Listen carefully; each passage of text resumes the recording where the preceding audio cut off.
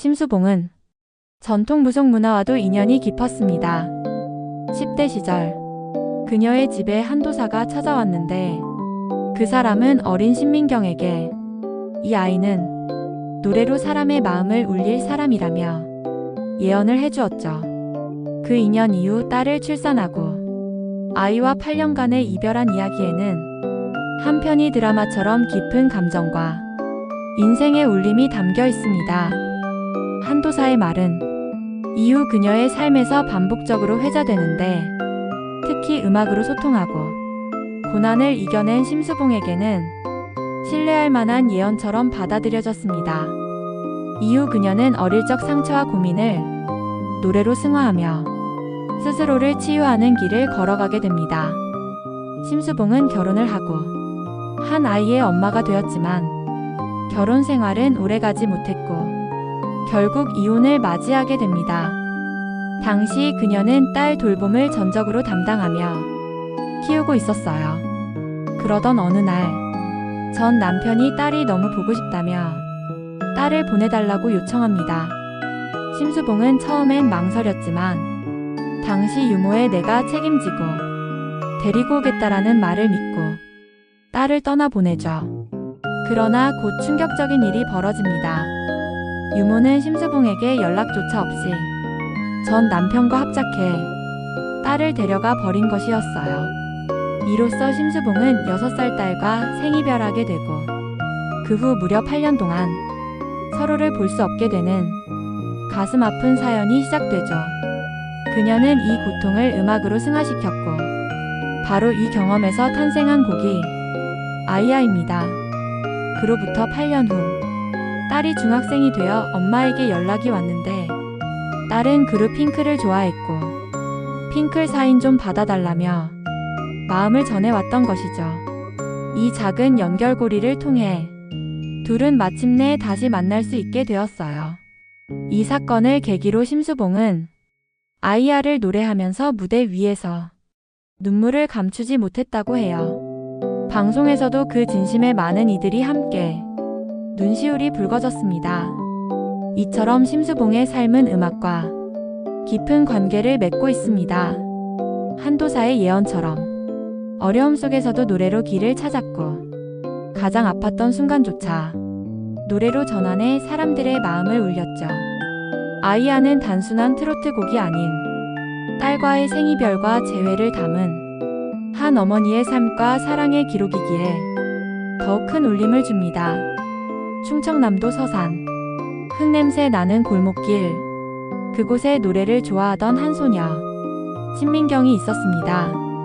1955년 7월 11일 청송심씨 민경이라는 이름으로 태어난 그녀는 매일같이 라디오 앞에서 음악에 귀를 기울였지요. 민요 수집가로 활동하며 전통 예술과 음악에 깊은 관심을 가진 아버지 심재덕 님이 50대 중반이던 시절 당시 20대 중반의 젊은 여성이었던 어머니 장영복 님과의 사이에서 태어났습니다.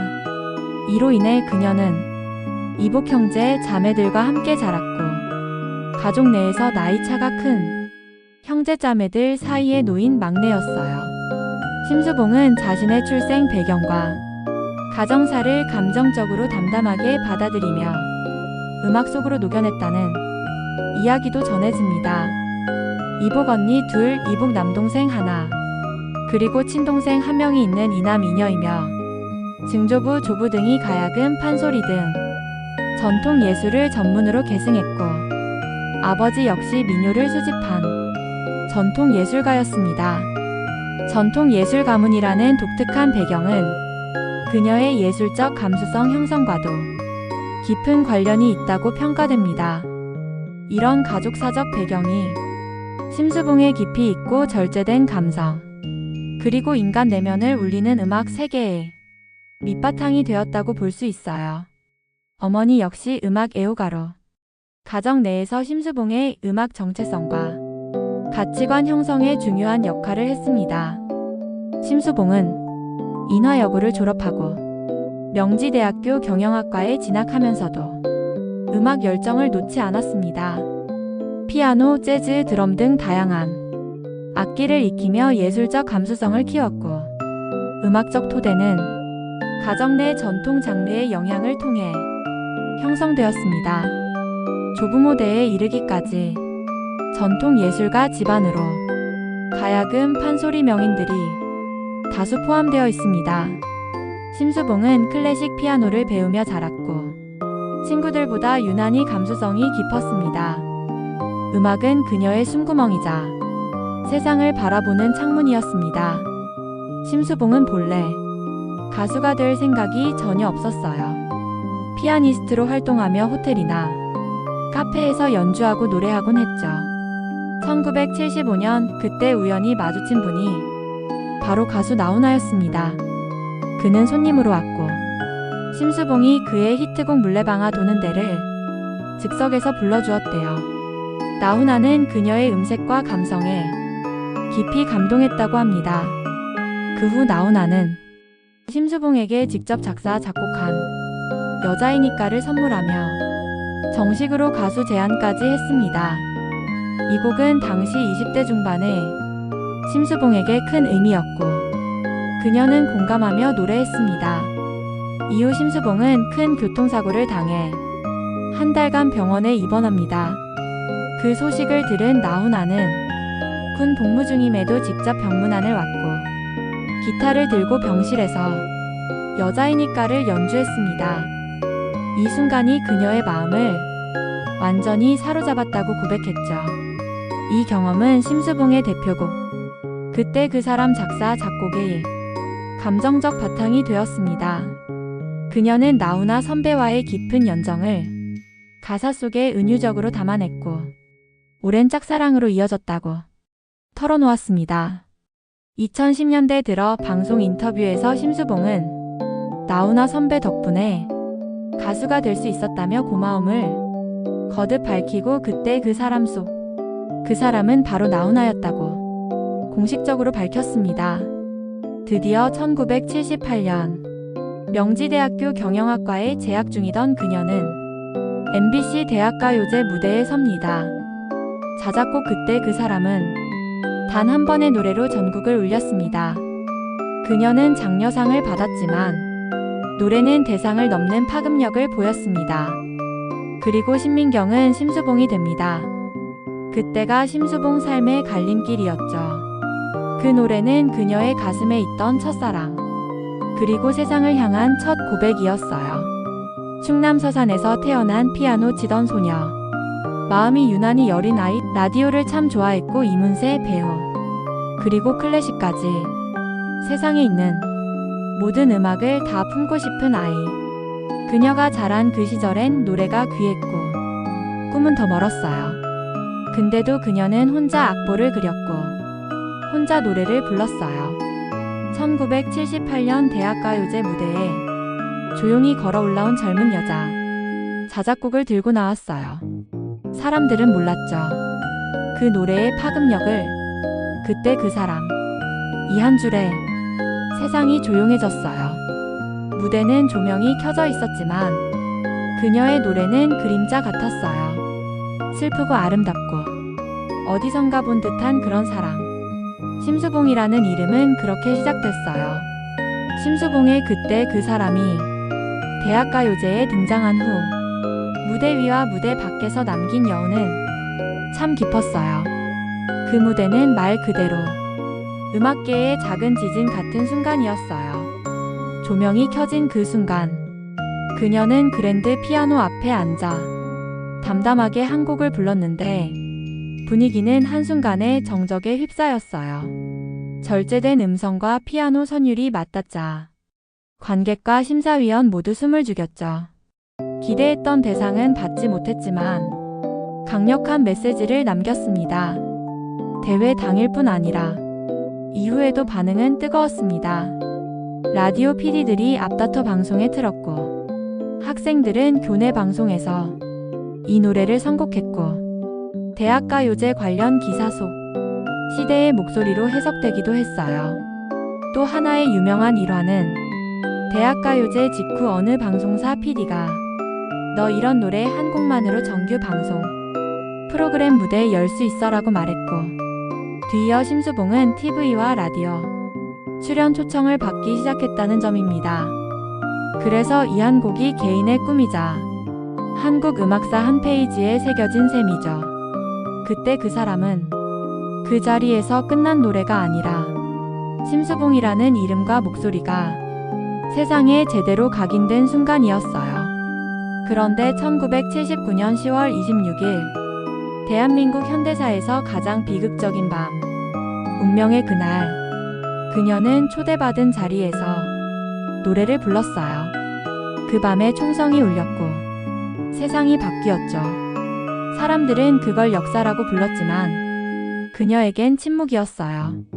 청와대에 초청받아 만찬 자리에 있었고 노래도 불렀습니다. 당시 연애는 평화롭게 진행되었고 심수봉은 박정희 대통령 좌측에 중앙정보부장 김재규는 신재순 씨 앞쪽에 앉아 있었죠. 분위기는 별다른 기색 없이 차분했다고 기억했습니다.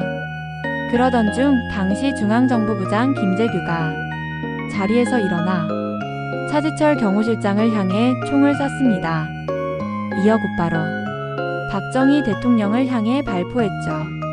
조서에 따르면 김재규는 차 실장에게 한 발 쏜 뒤 망설이기도 했고 전등이 꺼졌다 켜지던 사이 박 전 대통령에게 추가 사격을 했습니다. 심수봉은 오히려 화면에서 보던 역사적 장면 이상의 현장의 충격을 강조하며 그 무대에 자신의 목격이 기록된 점이 크나큰 고통이었다고 회고했습니다. 이 사건은 단순한 총격 사건이 아니라 권력 구조와 정치적 긴장감이 겹친 비극적인 역사적 순간이었습니다. 심수봉은 이후에도 합동수사본부 조서에 등장하며 당시의 객관적 목격자로 기록되었습니다. 자신의 삶과 음악뿐 아니라 대한민국 현대사의 중요한 분수령이었던 사건 현장과도 맞닿아 있다는 사실을 생생하게 알려줍니다. 심수봉은 이후 4년간 방송 출연이 금지됩니다. 1984년이 되어서야 심수봉은 마침내 무대에 복귀합니다. 그녀는 트로트를 선택했지만 그 속에도 심수봉만의 서정과 철학이 녹아 있었습니다. 남자는 배, 여자는 항구 안에. 대중은 그녀를 사랑했고 그녀는 대중을 위로했습니다.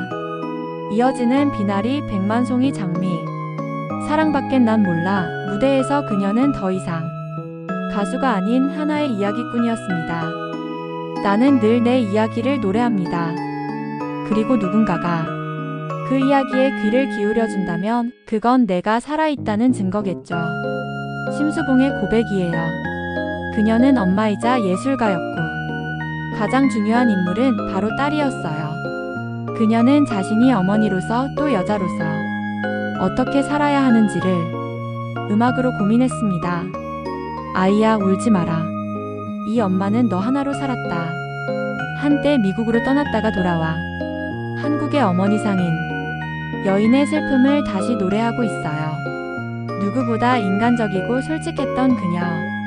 수십 년이 흘러도 그녀의 노래는 사람들의 마음속에 살아있습니다.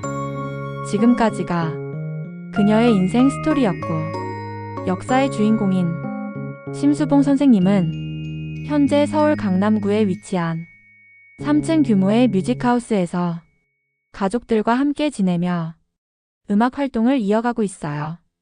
지하 1층에서 지상 3층으로 구성된 공간으로 지하 1층에는 원하는 사람에게 공연도 가능한 소규모 공연장이 갖춰져 있고 1층은 카페 스타일의 콘텐츠 스튜디오 겸 대여 공간, 2층은 아들 한승현 씨의 사무실 겸 녹음실 및 가족 공간, 3층은 심수봉 선생님 부부가 생활하는 주거 공간으로 구성되어 있습니다. 집 안에는 피아노, 드럼을 포함한 다양한 악기들이 배치되어 있어 심수봉 선생님이 직접 연주하거나 마음을 정리하고 영감을 얻는 자신만의 뮤직하우스 역할을 하고 있죠.